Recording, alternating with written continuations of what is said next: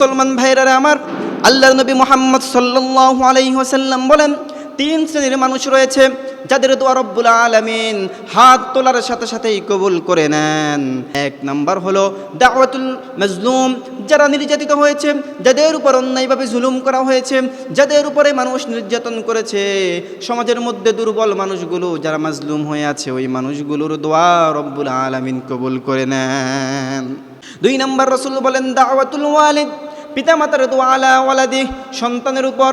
বাবা মা যখন সন্তানের জন্য রব্বুল আলামিনের দরবারে হাত তুলেন, যখন মা বাবা কেঁদে কেঁদে বলেন, আল্লাহ আমার সন্তানকে তুমি ভালো বানিয়ে দাও, আমার সন্তানকে নেক সন্তান বানিয়ে দাও, আমার সন্তানের যত বালা মুসিবত আছে সব কিছু দূর করে দাও, ওই দোয়া করার সাথে সাথেই রব্বুল আলামিন কবুল করে নেন।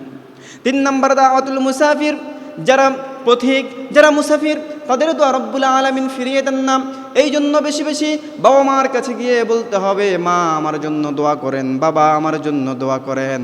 সন্তানকে কোনোদিন বদদোয়া দিবেন না, সন্তানকে দোয়া করে দিবেন। সন্তানকে দোয়া করলে আল্লাহ রব্বুল আলামিন আপনার দোয়া সন্তানের জন্য কবুল করে নিবে।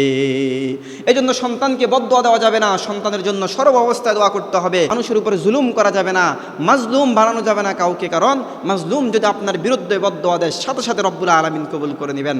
আল্লাহ রব্বুল আলামিন আমাদেরকে যা বলেছে তার উপর আমল করার তৌফিক দান করুক।